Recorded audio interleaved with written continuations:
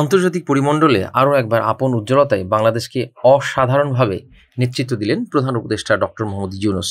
মিশরের রাজধানী কায়রোতে 11তম D8 শীর্ষ সম্মেলনে নেতৃত্ব দিতে গিয়ে তিনি দেশের সম্মানকে উচ্চে তুলে ধরার পাশাপাশি বিশ্ব নেতাদের ভূয়সী প্রশংসাও কুড়িয়েছেন। আমিরাত এয়ারলাইন্সের একটি ফ্লাইটে শুক্রবার সফরসঙ্গীদের নিয়ে দেশে ফেরার আগে বৃহস্পতিবার এ শীর্ষ সম্মেলনের উদ্বোধনী ভাষণে বাংলাদেশের বিদায়ী চেয়ার হিসেবে 11তম D8 শীর্ষ সম্মেলনে সদস্য রাষ্ট্রগুলোর নেতাদেরকে স্বাগত জানান doctor Yunus. Rahim. His Excellency President Abdel Fattah al-Sisi, Excellency Heads of State and Heads of Government, Secretary General of D8, Ambassador Isiaka Abdul Qadir Imam. Assalamu alaikum wa rahmatullahi wa barakatuh. Outgoing Chairmanship of Bangladesh, I am pleased to welcome you all at this 11th D8 Summit.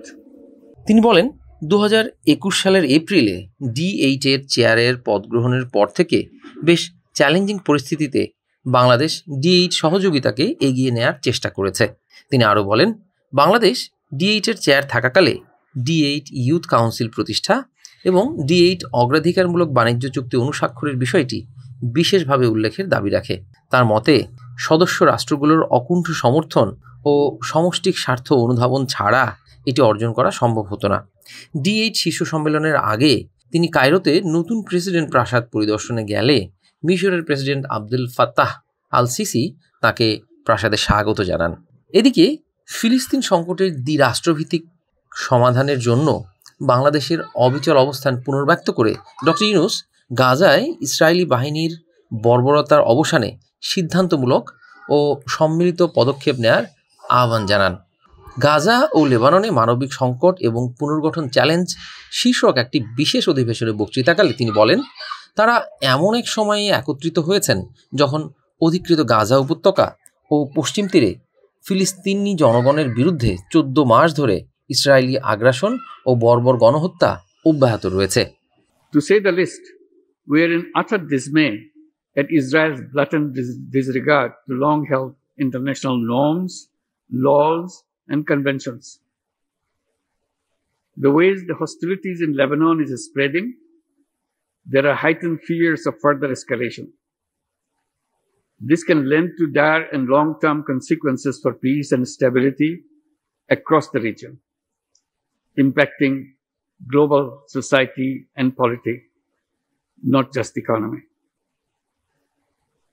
From Cairo, we must voice our unity and unwavering commitment in solidarity with our Palestinian brothers and sisters at this existential time in their history.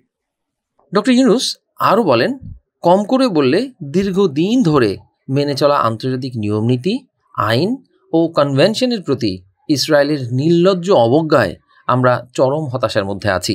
Lebanon প্রসঙ্গে তিনি বলেন, দেশটিতে যেভাবে বিরোধ ছড়িয়ে পড়ছে তাতে আরও এটি বৃদ্ধির আশঙ্কা রয়েছে এবং এটি সমগ্র অঞ্চলে শান্তি ও স্থিতিশীলতার জন্য মারাত্মক ও দীর্ঘমেয়াদী পরিণতি বয়ে আনতে পারে, যা কেবল অর্থনীতি নয়, বৈশ্বিক সমাজ ও রাজনীতিকেও প্রভাবিত করবে।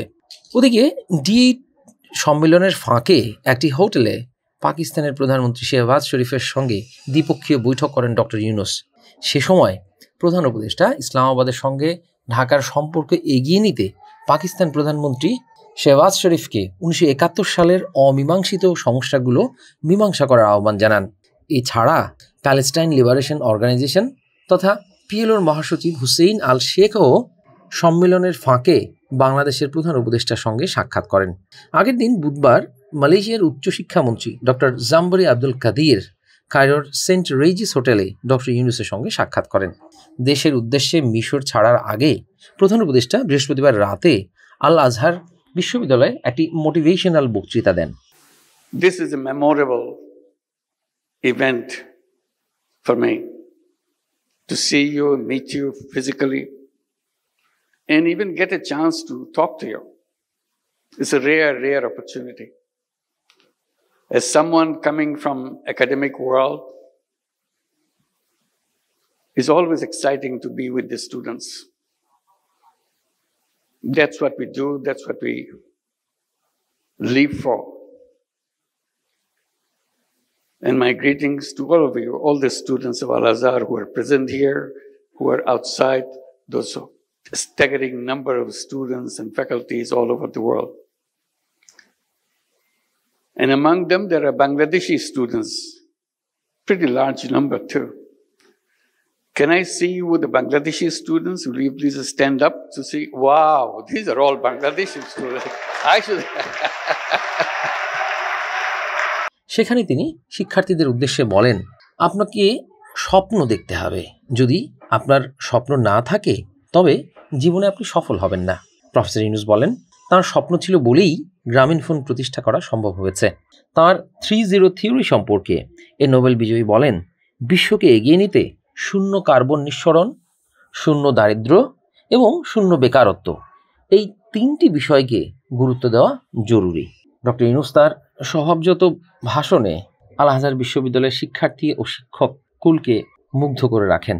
এর আগে আল আজহার বিশ্ববিদ্যালয়ে প্রেসিডেন্ট অধ্যাপক ডক্টর সালামা দাউদ অধ্যাপক ইউনূসকে বিশ্ববিদ্যালয় ক্যাম্পাসে স্বাগত জানান।